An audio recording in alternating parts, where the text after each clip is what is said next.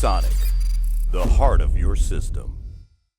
I'm Leo Alder for Kit Guru. This substantial laptop, it's more of a desktop replacement than a laptop, is the PCSpecialist 17.3-inch Octane 6, that's Roman numerals, RTX. RTX because it has RTX graphics. Inside it is essentially a desktop PC. We have a Core i9-9900K desktop socketed processor, a regular desktop processor, K unlocked, and we have RTX 2080 graphics. It's a 41mm thick chassis that can get rid of an awful lot of heat and power. At the wall socket under full load, this laptop draws, would you believe, 290 watts. The power brick here can handle 330 watts, so nicely sized with 10% to spare. 1.5 kilos for the power brick in its own right with a kettle cord, 4.3 kilos for the laptop. We are talking big, we're talking heavy. We're not talking sitting on the train with this on your lap, we just are not. In order to pack those components into the chassis, PCSpecialist has handle the power quite sensibly. So the processor, which has a nominal 95 watt TDP, it will turbo initially, one core or maybe two will turbo to 5.0 gigahertz, and soon thereafter it'll pull back. So for up to 28 seconds the processor can pull 83 watts. So if you're doing all core, say doing Adobe Premiere or some such, it's going to pull back on the speed quite quickly, and after 28 seconds it pulls back to 65 watts. So the all core turbo speed sustained ad infinitum, 3.4 gigahertz. The max P graphics, not max Q but max P, 150 watts, therefore you lose about 200 megahertz over the desktop graphics. Full fat mobile RTX 2080 graphics are technically the same as the desktop graphics, but you do not get the full clock speed. Nonetheless, in terms of performance, this laptop is an absolute monster. It is not quite, graphically speaking, the fastest we've ever seen. We saw an MSI Titan, huge great thing, dual power supplies that had dual GTX 1080s in SLI. Nonetheless, this is a big laptop, it's a very powerful, fast laptop, it has an awful lot going for it. Before we get to the what's inside and the what does it do, let's just have a quick tour of the outside. So naturally on a 17.3-inch laptop we have a full-size keyboard, just as you'd expect, and as you will see there is RGB, webcams at the top. Let's just close the lid and go around the ports and connectors. The Ethernet is from Killer, that's E2500. We have a pair of Type-Cs, that's USB 3.1 Gen 2s, a pair of what I insist on calling USB 3.0s or USB 3.1 Gen 1s if you must. There is on the front of it nothing apart from an activity LED. Go around this side, we have two more of those USB 3.0s, bunch of audio jacks, Kensington lock, and then on the back we have the power connector for the power brick.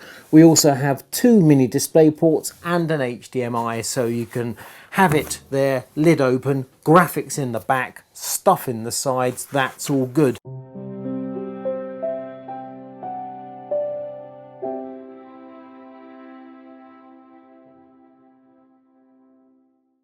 Getting inside the laptop, not especially difficult, so we flip it over, we release the battery, which is this tiny little thing here that is rated at 5400 milliamp hours, 82 watt hours. We've seen much larger batteries on much smaller laptops, clearly not a mobile worker. And then we take out a very few screws. Drops one immediately in the battery bay. And two, slide that off. And there you can see the storage area. We've got two M.2 slots, two SATA bays, and then we pull off more, and the speaker there in the center, that's the sub pointing downwards.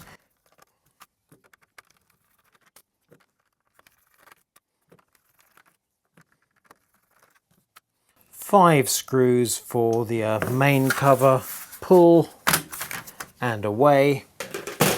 And we can see there is the second M.2, so there's the one that's occupied by the Samsung 970 Pro, there's the second spare, there's the one SATA bay, there's the second. Here we have some Corsair value selector DDR4, and here we have the main event, which, as it says on there, spin it round so you can see, caution high temperature, and you undo those four screws, and that one screw there, which is actually number 6. Yes, it is indeed. So 1, 2, 3, 4, 5, 6, 7, 8, 9, and you pull, the fans remain in place, and you're then looking at the innards in all their glory. PCSpecialist has used a Clevo chassis for this build, which is their usual style, and it comes with this control software, Control Center 2.0.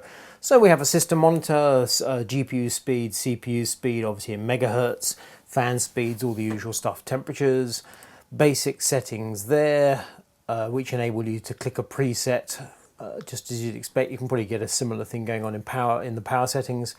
LED device. I promised you RGB, here we have it. It is not particularly inspiring, so if we go for keyboard effect, if we go for wave mode, that is now actually working. Let me just hit the lights. And we do actually have LEDs going on behind the keyboard, and you'll see the brightness is on max, but it's not exactly the most stupendous effect.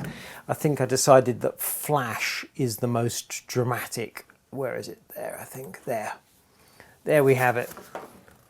So there is RGB, and if you're in a darkened room, I mean, it's doing a thing, but it's not exactly exciting.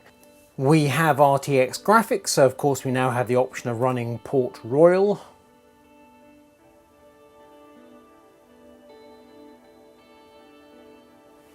You will note, even on this beast of a laptop, the frame rate is relatively low.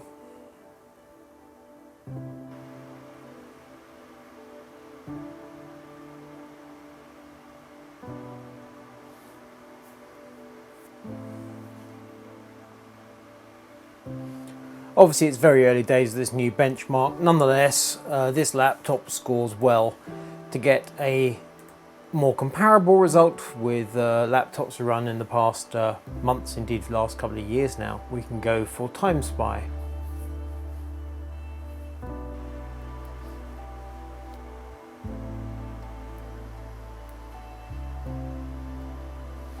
And a huge score. PCSpecialist Octane 6 RTX is an impressive laptop, but it's also massively huge, heavy, and just frankly a pain to carry around. It's the sort of laptop you'd take with you, for example, to Computex, stick it in your hotel room, it would never leave the room, and you'd use it as a mobile workstation when you get back to base each day to do video editing or some such. So you'd be buying it for a very specific reason. You can also game on it, of course you can. You could also shop on Amazon, but that would be entirely missing the point. This is without a shadow of a doubt a desktop replacement system, and it's either for a student who has to keep it in a drawer or in a cupboard or some such and bring it out when they need to work, that don't have a PC cluttering up the space, or it's for, as I say, for someone who's traveling, who's going to park it and not move it around. Carrying this laptop, out of the question. But the hardware, what you get inside is impressive if you need RTX 2080 graphics and 8 cores of processor, 16 threads. This is the sort of thing you should be considering. It's also, relatively speaking, quite cheap. £2,599, £2,600. This is, as far as I'm aware, the top of the range of this Octane 6. I mean, PCSpecialist has a configurator, and the parts they've put in this pretty much are top of the range. I think you can bump up a few more options. The memory, for example, can be increased from 32 gigabytes to 64 gig. That'll obviously cost you a fair amount. I think there's also a faster memory option. This is quite slow memory at 2133 megahertz. So there are extra things that you can do. But nonetheless, as it comes, this is pretty much top of the tree. And for the money, you get an awful lot of hardware. One of the things I find fascinating about this laptop is that although it is completely different to the Gigabyte Aero 15X9 I saw quite recently in terms of the chassis. I mean, it's twice the size, and the processor is much more beefy, the graphics are much more beefy. That was RTX 2070 Max Q. This is RTX 2080 Max P. This is the full desktop processor, albeit 65 watts. That was a 45 watt part, and so on and so forth. The temperatures internally are the same to within nothing. Quite remarkable to see. This is drawing 290 watts at the wall socket. The Gigabyte was drawing 170 watts. So pretty much double the power, and therefore the heat correspondingly much higher. Quite remarkable to see that two totally different approaches give you a very similar result. Performance of this laptop approaching, depending on how you choose to measure performance, about double the Gigabit as well. And just for the fun of it, just to demonstrate what this can do, CPU in Cinebench.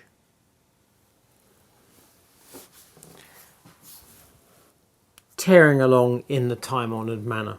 An impressive score. The thing is, most people of course are not particularly interested in the exact amount of CPU grunt they have in their laptop. They're more interested in, snappy response and such like, and how quickly it wakes from sleep, that sort of thing. This is a powerhouse of a laptop, as I've said now about 5 times. So if that sort of score interests you for your particular job of work, then hurrah. Most people I know will not be particularly interested in the number. It is impressive. In terms of graphics power, as I said previously, we have previously seen a Titan from MSI with dual GTX 1080s that ran slightly faster than this RTX 2080. It probably couldn't do the same things this can do. Nonetheless, this single GPU is damn impressive in a laptop. It is not the single most powerful laptop we've seen in that respect, just to be entirely frank. It is, however, probably more practical than the MSI. That required 2 power bricks, for example. Awful lot of weight to carry around. And then there was also that Asus we saw, wasn't there? The Asus ROG that had the liquid cooling. I mean, we have come on. This is not subtle, but it's very, very effective. Also, it is large. Nonetheless, the panel, the G-Sync panel is good. It's got a matte coating. It doesn't reflect at you. It just works. Very pleasant to see. Keyboard and mouse are perfectly usable. Again, most of us for typing and for using a mouse would tend to have USB peripherals. You can get away with working with this without a shadow of a doubt. If you're video editing, this will do the job. Nonetheless, plug-in mouse would usually be the preferred option. So in terms of the form factor, the spec of the laptop, the ports, connectors, and so on and so forth, it's got everything. The single biggest problem this laptop has got is not the price for once, it's the weight, but that's wrapped into the who on earth would buy it in the first place. And the fact of the matter is, it's not a gaming laptop. It is a mobile workstation for taking away from home.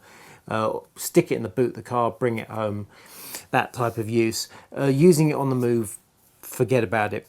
Having said that, very, very impressive, and without a shadow of a doubt, the most grunty laptop we've seen so far in 2019. And I wouldn't be surprised if it's the most grunty laptop that we see all year, even though it's really early in the year. We're only 2 months in, 10 months to go. I'm prepared to bet £10 we don't see a laptop that has more stomp than this through the year. If you like this video, give it a thumbs up. If you don't, give it a thumbs down. I'm Leo Wood for Kit Guru. This is the PC Specialist Octane 6 RTX.